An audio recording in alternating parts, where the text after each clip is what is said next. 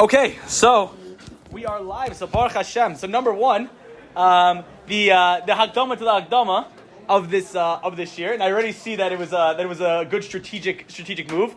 Is that in the past, last year we noticed that again, one of the main struggles, it's not some sort of hidden, one of the main struggles of any not just any guy in yeshiva, but any Jew, any person who's trying to get close to God and Eved Hashem, one of the hardest struggles is tefillah. We're not going to try to hide and beat around the bush over here.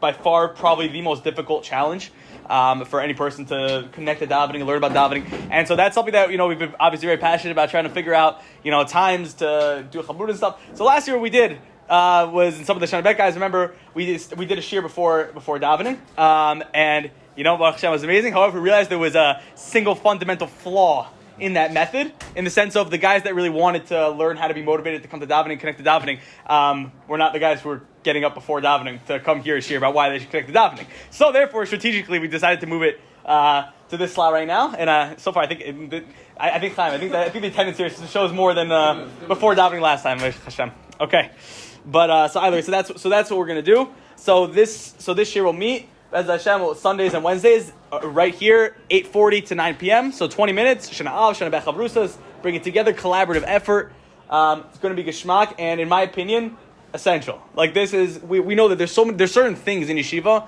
Talk about this in yeshiva all the time, and we know that there's certain things which are just essential topics that need to be learned about, and it's just hard to fit them into the regular yeshiva schedule. It's just difficult. That's like I'm going to hype up the 1 minute halacha. That's the thing.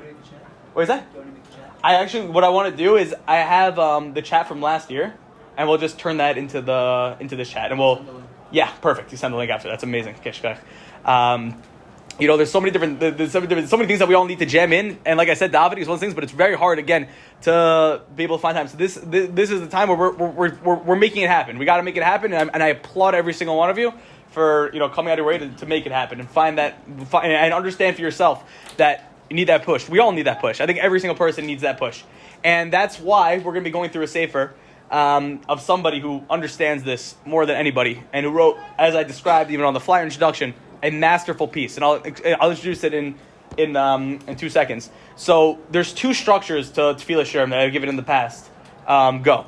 And there's obviously intermingling between the two, but I'd say there's two main drachim.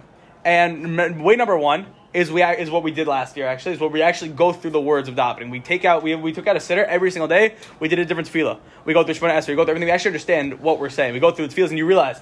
And the guys who were with us last year can remember that it's like all of a sudden when you actually go through the words of tefillah and you realize that the words you say, what you think, even in the past, that you don't know what you're saying. Then fine, okay, great. Shkayach, let me get an art school siddur. Now I know what I'm saying. But then you realize you're like, wait a minute, what am I saying? Like you're reading Pesukei Zimmer. It's like, oh, praised are you the Lord, the lamb that jumped over the moon. Oh, praised are you Adonai. Like what are we talking about here, anyways? Right? And then you realize how the depth to it. So that's one derech when you actually go through davening. And there's very shayach, we'll mix it in. But this way I want to go back to kind of a different derech that I've taken, which is actually going through a sefer about how to daven, so to speak. Now, just because we're going through a sefer about how to daven we're not going to touch about the words of the tefillah itself. But the sefer over here that I have in front of me, and we're going to learn it, and we're actually going to learn the sefer. And it's called Sharim Betfilah. It's a sefer by Rav Shimshon David Pincus, Zecher Tzadik Lebracha. Basically, if anybody doesn't know, Rav Pincus, everybody here has definitely seen the books before. It's called, you see on the front it says like Nefesh Shimshon. It's like a picture of, typical looking rabbi that you would think. And Rav Shimshon was, what's unique about him and what's unique about his sefer, his farm that he wrote. So first of all, just before that, just a little bit of background about Rav Pincus. Rav Pincus, he was born in America. He's an American, and when he was younger, he ended up making his way to Eretz Yisrael. And he grew up in Brooklyn, and in Israel, of course, he became a very big rabbi. He was the Rav of Ofakim in Israel, and he became extremely popular. He was unfortunately killed in a car crash in his early 60s in 2003. So he was taken very, very, very young. But what he left behind was infinite amounts of audio recorded shiurim. He wrote multiple svarim. So you'll actually notice, if anybody knows anything about Rav Shimshon, that Rav Shimshon wrote certain svarim by hand. He wrote a few svarim by hand, and a few svarim, the ones that are called Nefesh Shimshon, the ones that you've probably seen written in English that say Nefesh Shimshon on them, one you've seen in Hebrew, whatever it is, those are transcribed from his shiurim by his children after the fact. But this Sefer Sharim Betfilah, this is his handwork that he wrote for over 10 years. This is actually Rav Shimshon's He wrote this by hand. This is his masterpiece. And you see, it's not big. This sefer should not take anybody 10 years to write. But that's the amount of effort that went into every single word. He got this edited by how many people? And the thing about Rav Shimshon, the reason I connect him personally very much is because if you look at a picture of Rav Shimshon, you'll see a picture of a big white beard, typical, the big 80s glasses, the classic, Haredi rabbi, whatever it is, whatever you look. But when you if you listen to a recording, you'd be shocked by what he sounds like. The amount, he is like he's like an energy, I say like the Energizer Bunny. You guys know like the Energizer Bunny, like the battery guy, like just like hopping around, like he's just on fire. You would never get like a high pitched voice, like he's just on fire. You would never the words, the amount that he put into the koach that he cared about every single Jew. Didn't matter across anywhere on the spectrum. He connected with everybody, and he was respected in like the highest realms of the Haredi world. Like he was respected by the Chazon Ish and all these people. He was asked to speak in their shuls and whatever it is. But he was also going to America and giving shiurim and doing kiruv. He was like, this guy was mamish on his way. And then this biography is incredible. But so this is the work Sharim B'Tfilah. And the way Sharim B'Tfilah is structured is that Sharim B'Tfilah basically touches upon, it's brought down to the Medrash that there's the 13 terms of Tefillah. What does it mean 13 terms of Tefillah? There's 13 times throughout the Torah that it mentions that somebody davened, right? And however, it uses different words. For example, Va'eschanan Moshe el Hashem, right? What does that mean? Moshe davened, right? But why does it say Va'eschanan? Doesn't it mean, isn't Tefillah Ispalel, right? What's going on here? We see times of Vayizaku el Hashem. Klal Yisrael cried out to Hashem. What does it mean Vayizaku? Why not Vayispalu? Why not Va'eschanan? What's going on? The Torah uses many different words, 13, to describe tefillah. And the Medrash picks up on this and describes that there's actually 13 different ways, 13 different categories, 30 different overarching types of tefillahs that one can do, that one can offer. And once one masters those and understands what those 13 types of tefillahs are, so to speak, about the how to daven, that's going to bring him to a place in tefillah, this ultimate closeness with Hashem, that only people who are actually versed and actually put effort into learning it can achieve. And this is achieved. And Rav Shimshon actually breaks down the sefer based on these 13 terms of tefillahs. He goes through all 13, and that's what he breaks his entire sefer on. And he brings his own chidushim, and he brings his own everything, all these places. And the mashal I like to give about tefillah, just as a whole. And I'm telling you as a fact, this is an absolute fact. We've all approached tefillah wrong our entire lives. An absolute fact. I guarantee all of us, myself included, everybody, from the time from we were young until now, we have never once approached tefillah properly. Why? Very simply put, because we never learned about it. That's what Rav Shimshon says at the beginning of the sefer also. He says it's a joke. He says it's an absolute joke. And I'll give you a mashal first, and I'll tell you what the joke is. Not a literal joke, but it's a roasting joke. It's a mussar joke, right? But what does he say? He says that this is my mashal. But imagine this is how I would explain tefillah. So imagine, let's say you have a guy in the neighborhood, and what everybody sees is this guy is like husband A1, top level. Like this guy, everybody sees him walking home every single day, four bouquets of flowers in one hand, jewelry in the other hand, 2 kids, in the other hand, groceries on his back foot. The guy's like, this guy looks like to everybody like, this is dream husband over here. All the neighborhood ladies are looking at him and be like, oh, it's crazy. This guy wish I married this guy. Right, this guy is king husband, and what happens? So that's what everybody sees on the outside, and what happens? So the guy goes inside and closes the door so nobody else sees now. And what does he do? He walks inside. He sees his wife. His wife is sitting on the couch waiting for him to come home. So excited to see him. What does he do? He looks her dead on in the face, drops everything at her feet, turns around and walks away to the other room and goes to do his work. Does this sound like a functional marriage to anybody at all? No, it does not. But why? This guy is, to everybody else on the outside, this is, you can't get more functional than this. This guy he's doing everything. Wife says, pick up the kids, no problem. I love flowers, no problem. Jewelry, no problem. Errands, no problem. I'll do anything you want. Anything you want me to do, I'll do. No problem at all. But what's missing? Why is this dysfunctional? Because where's the emotion? Where's the emotional connection? What is a relationship? What does a relationship even mean? Is a relationship just based on the things that you just take in your hands and throw it at your wife's feet and walk away? What kind of relationship is that? Right? All your wife wants to do is you just come say hi and just talk to her. Say, hey, how are you? By the way, here's all my girls. Look at what I did for you. I'm so excited. Look at all this stuff I did. Here it is. Right? And then that leads to what? That leads to a connection. And then you talk about your day. And you have this personal connection on a real level. The idea that what do? We make a big mistake. This is the joke. Rav Pika says we make a joke that in the yeshivas and in general that we just assume that if we just focus all of our time and all of our energy on just purely learning Gemara, focus all our time on learning halacha, we learn all our time even on learning Musar, we learn all these things. Then all of a sudden, what's going to happen? If we learn halacha, then you should know halacha is a tefillah. And if you follow halacha, you'll come to davening 3 times a day. You'll be stark. You'll daven, and you'll connect to davening because that's part of it. He says it's a joke. He says, what are you talking about? He says he says if you want to learn, for example, he says if you want to learn halachas of, let's say, if you want to learn halachas of Shabbos, are you going to pick up a Maseches Bava Kama and look for halachas of Shabbos? No. What? Anybody have a random guess? What Masechta would you pick up to learn the halachas of Shabbos? That's a great guess. Good. Shkoyach. Beautiful. Wasn't a trick question. It's actually really simple, right? He says, if you want to learn Hilchas Shabbos, you'll pick up Hilchas Shabbos, and you learn Hilchas Shabbos, and then what? Then you'll learn the halachas of Shabbos. Then you'll do what? You'll actually know how to do them, and then you'll connect to them because you know how to do them, and then you'll understand them, and then you'll connect to Shabbos. He says, what do? He says, everybody picks up a Maseches Bava Kama and expects to just grow in Tefillah and become the best davener and have this thing. He says that's ridiculous. He says you have to pick up the Masechta of Tefillah. If you want to grow in Tefillah, you have to learn about Tefillah. You have to learn what's going on in Tefillah. What are we even doing? What are we just reading out of a siddur? Why are we just talking to God? He's like, it's not just going to come because you learn Torah. That's not true. This is the mashal. The mashal is what? How often? Think about our days. Think about how we approach tefillah. And this is why I said we approach tefillah wrong. Think about how many times we approach tefillah.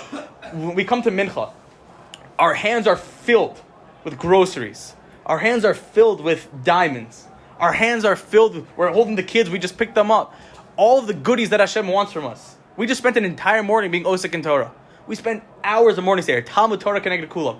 There is nothing more precious to Hashem than these mitzvahs. We gave tzedakah today. We did a good deed today. We made brachas today.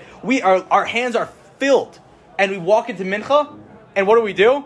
We walk in as fast. We take him, we throw him on the ground, stare God straight in the face, say Shemona Esrei as fast as we can, talk a shtickle during Chazaras Hashatz, kind of skip Tachnun because our fantasy football team won last night. And walk out and shkoyach and get back to my next seder, right? What are we basically doing? We're just walking, spitting at God in the face and walking out. Hashem's literally sitting there with his arms open, being like, "Oh, I'm so excited to see you. Look what you got for me." And you're like, it's like, excuse me, like what? That and the ikar of tefillah, and this is where we're wrong. The reason we're wrong is because we view tefillah as very simply as an ATM. This is the way we all view tefillah. We all view tefillah like this. We view tefillah as an ATM.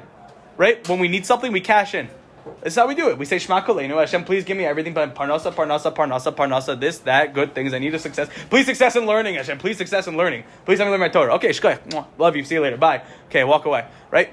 Tefillah is an ATM. We forget about the emotional connection. We forget about what does Hashem? Hashem says, come talk to me. When you're learning Torah during the day, you're not thinking about God most of the time. It's the truth. And you're not necessarily supposed to. When you're osek in a sugya, you're not supposed to just be sitting there. The whole point is, and this is another discussion about how to learn and whatnot, and how to bring God into your learning. But the point is, you're toiling. Hashem just says, just come talk to me. And if we just understood the nachas and the pleasure, so to speak, of Yachol, that Hashem would get out of when we approach Him in tefillah, when we say the words tefillah, and we're going to speak about it in the sefer, even if we don't know what we're saying, even if we're just reading the words, if we actually understand in that moment the actual intimacy of just being present with Hashem and what that actually does for our relationship with God, we would never just walk in and out of tefillah. And all of a sudden tefillah becomes a thing. It becomes an actual part of your day where you actually look forward to it. Because why? You actually get to talk to Hashem. And it's not just simply, I'm just coming in because I need something. You're coming in, and just like you're coming home after a long day and you're just conversing with your wife, you're conversing with God. And you see it. And in my opinion, I'll tell you right now, from what I've seen, from myself personally, from what I've seen, the beginning of true growth of every single person that I've seen, I can say this pretty confident. Again, I'm not going to say every single person because I can't say that confident about every person, but I can say a very, very, very strong amount, including myself, is that the true growth in Avodas Hashem came when you start taking davening seriously. And taking davening seriously, I don't like when people say, just show up and you'll connect eventually. It's ridiculous. It's not true. Davening is not something that you'll just connect to if you just show up. You have to show up in order to start 100%. Right? If you're not going to davening, right, in order to start doing anything, you have to go. Like if you're not going to davening, definitely don't expect to ever feel anything because that's stupid. It's just dumb, right? But there's people who have this mentality. It's like, yeah, just I'm not gonna. I've had some Rebbeim say to me in the past, Yeah, just show up to davening and eventually it'll click one day. Like, no, it won't. If it clicks and it's not clicking in a real way, it's just me clicking, realizing that I can ask God for things and I can get ATM. It's not clicking in the sense you can't just like acquire an emotional connection with something without learning. You can't learn Hilchos Shabbos at a Bava Kama. You can't become a Baki in Hilchos Shabbos at a Bava Kama. It doesn't make any sense. So Rav Pinkus says it is essential for every Bachar. Rav Pinkus he does not waste time. Doesn't waste time learning Torah. He says it's essential for everybody, every single person, to have a Tefillah Seder every single day, kavua, and it's essential to put time because otherwise you're not going to grow. And if you really think about it, the amount of time we spend more time on Tefillah than any other mitzvah that we do throughout our entire lives. We spend many hours a week. We spend more hours doing in Tefillah than any other mitzvah. That's why in Shulchan Aruch and how much of Mishnah Berurah and Shulchan Aruch is dedicated to Hilchos Tefillah. Like a very, very, very, very, very, very large chunk of it is dedicated to Hilchos Tefillah because that's the things that we do the most. That we do the most. So ultimately, what's our goals? So our goal is like this, and we'll wrap in 2 seconds with this Agdama. So the way that I'm going to recommend is that I would recommend, you can see how much I love a sefer, you can see all my little notes. I would recommend, again, it's not a necessity if you don't want, but I would recommend getting this sefer in Hebrew, Sharim Betfilah, and actually having it with you and taking notes in it, because I know I've given this year a few times. People, and we've gone through the sefer together. We'll actually go through we'll read the words, and then I'll explain and give whatnot answer, but you should do like a section or two a day. And I've seen what guys have done in the past in these shiurim, and they've taken this and they basically turned this into like a cheat code. They actually write it, they take all the notes and they bring it with them to davening. So it's like when during Shemona Esrei, they have different footnotes and places that they look in, and all of a sudden it becomes like a guide, and you really realize what you're actually doing. So our goal is, I would recommend getting the sefer. Maybe I'll talk to what's his name, Michael Rose. Maybe we'll see if he can bring in a chunk next time. And so we'll go through, and the goal is to come away. The goal is not just connecting to davening, but changing our entire outlook of our avodas Hashem. That's what davening is. It changes everything. Davening changes everything. It doesn't change some things, it changes everything. Because when you connect to davening and hear these words really clearly, when you connect to davening, God becomes real. God becomes real. Take my word for it. If you don't have davening, God feels real, but sometimes, not always. When you connect to davening, God is real. Hashem is a presence. Hashem is a real presence in your life, and you take that presence with you when you go into your learning. When you feel like everything is totally on Hashem, when you go into your work in the workforce, you don't have to sit there thinking about God the entire day when you're at work to feel that Hashem is with you and feel that every single step you take is God. But that's only if you connect to davening. It comes from davening. Right? Davening plus learning is what? If the husband comes home and what does he do? He takes all of his goodies and puts his wife's feet and say, I'm so happy to see you. How was your day? I love you. That sounds pretty functional to me. That sounds great. That sounds like the ikar. And that's what Hashem wants from us. That's why Hashem gave us his avoda. And we're going to cover questions here again. What does it mean? And just to give you just interest, just to get your mind about what we're going to talk about. How do I connect to somebody if he's not physically in front of me? I don't see him. How can I talk to him? How do I know he's talking back? How do I know my tefillahs are answered? We know there's Gemara that say my tefillahs are never answered. Okay, fine, but I've davened for multiple things and they haven't come true. On the contrary, they've actually gone the other way. What do you mean my tefillah has been answered? How has my tefillah been answered? I don't get the words of tefillah. Should I just keep davening or should I not keep davening? What's the point, right? Do the words of tefillah actually have power? Should I take the time to learn them, or what? Do I need to daven a 25-minute Shemona Esrei to connect to Hashem? Or if my brain is messing with me, can I daven a 2-minute Shemona Esrei and still accomplish the same things that someone who davens a 25-minute Shemona Esrei can? Right? These are all questions I'm sure every single person's had and has. And the crazy thing is that there's actually answers. Believe it or not, we actually have answers. And that's one thing that I'm sure throughout your entire lives, and one thing hopefully you're learning in yeshiva, is that throughout your life you acquire many, many questions, but then you're kind of taught that you can't really ask them. Or, there's no one to ask them to. And no one's ready to answer. But believe it or not, the Torah actually answers everything. The Torah has answered everything. Whatever you want to answer, the Torah has answered everything. All these questions have answers.